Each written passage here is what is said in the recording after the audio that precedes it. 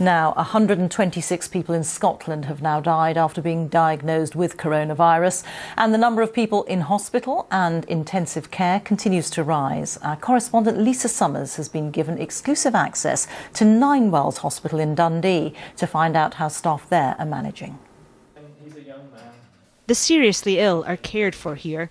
Staff work round the clock as numbers of COVID-19 patients in high dependency rise. There have been deaths in this hospital, but many are on the mend, like 73-year-old Thomas Maxfield. How have you been treated? Oh, very well. Very well. The staff can't do enough for them. So this is where we've been assessing patients, and I'll take you through to show you what we do.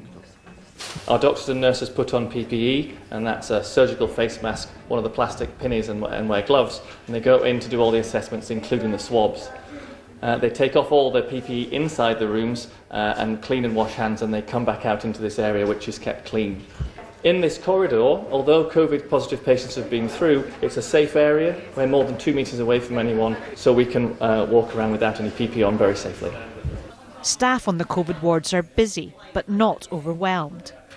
I actually think that most of my family and friends are much more nervous for me than what I am for myself. I feel like we're quite safe here, we're wearing the right PPE and we're not in with patients very long, it's the minimum amount of time. In terms of my day-to-day working life here, I don't really have any anxieties about my safety and the way that the senior team have been running things. It all seems very under control to me. Once we get to this point, the risk of COVID increases because we have COVID-positive patients through here, and we'll go through now to show you what kind of precautions we take.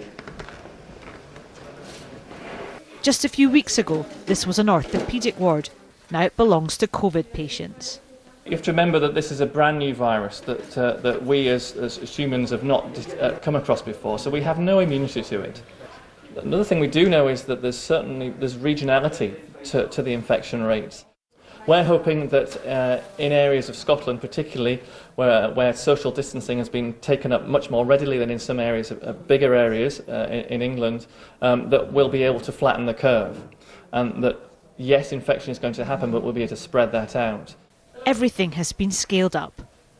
This hospital had 8 intensive care beds. Now they have 19, and contingency plans for 50. People here believe they can cope, but testing staff and keeping them fit and healthy will be key.